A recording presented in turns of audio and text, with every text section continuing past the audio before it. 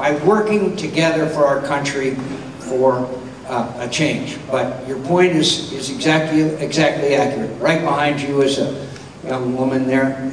Maybe I could hear from her. Thank you for coming. What specifically are you going to do for the communities that don't have anything? Oh, what specifically are you going to do for the communities that don't have anything?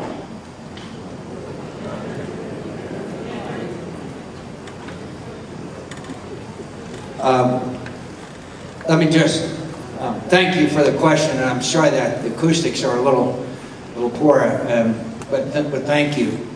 I think one of the most important things I can do for these communities that you're talking about is to make sure that they have an educational opportunity that in wealthier communities that they have. Now, as you know, everyone has now the right, after a struggle, to attend school.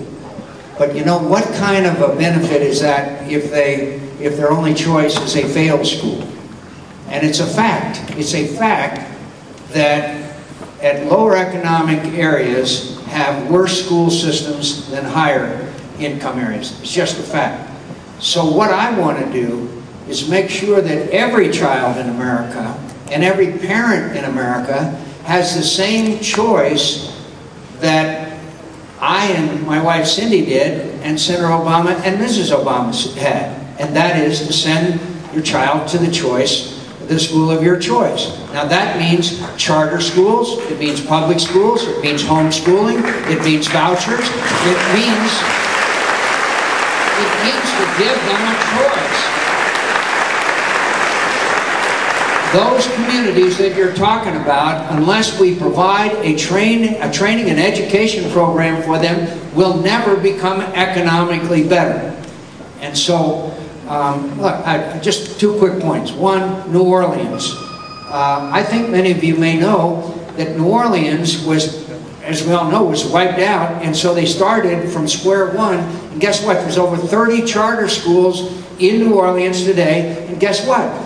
Their education is improving dramatically. New York City, they took over the school system, and they've been closing failing schools, and they've been rewarding good teachers for good performance and good principals and good schools.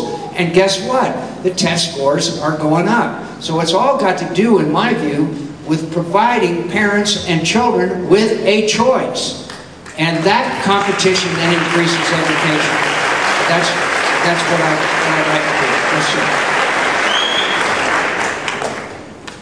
As a third generation New Mexican, I appreciate you coming. My family has been here for a long time, and we have a lot of problems across the border. We've had over 300 women over the last 10 years killed and across the border. We have towns right across the border, Centurion, where the police department has abandoned their position. We've had over 800 people killed since Christmas. We had a pastor shot down, gunned down, in his rehab to defend the children that were under his care. We need a surge on the border.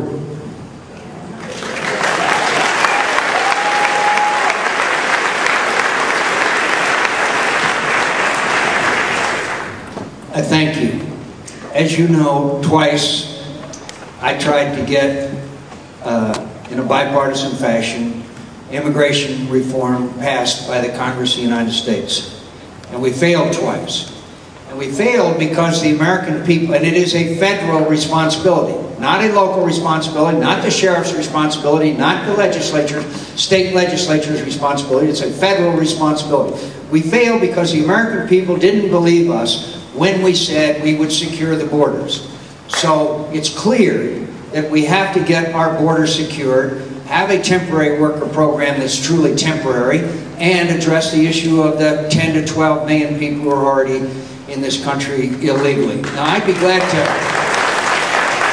go through all the details with you, but I would also like to point out, and I know that you included this in your remarks, my friends on the other side of the border, and everybody in this room knows the border, you know the problems, you know the challenges, I don't have to tell you, that we now have corrupt police And we have a struggle between the Mexican government and these drug cartels for supremacy in Mexico.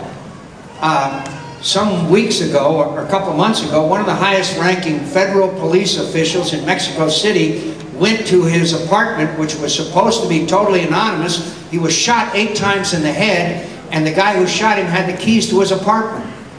The corruption is a battle that they are in today.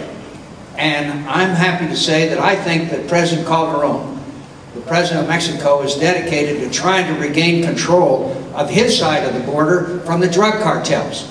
Now here in New Mexico and in Arizona, standard procedure of the drug dealers, the cartels, is to send 100 or so illegals across the border, call the Border Patrol. The Border Patrol comes and rounds up the illegals, they leave, and the drug dealers come across.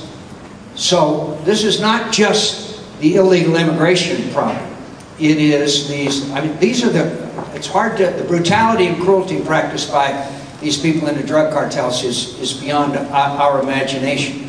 So we now have, for the first time, a plan called the Merida Initiative with the Mexican government. And we're going to spend $400 million, at least, of American dollars to try to coordinate with the Mexican government to get these drug cartels and the borders under control. And it is a national security issue. We all know that. That's why it's a federal responsibility. So let's give President Calderon a little credit, because I think for the first time, if not the first time, most serious effort is being made to combat these drug cartels and control the border on their side. How much easier would the job be of controlling our borders if we had the Mexicans seriously controlling the borders on that side as the Canadians do? So let's give them a little credit. And finally, we'll go back at this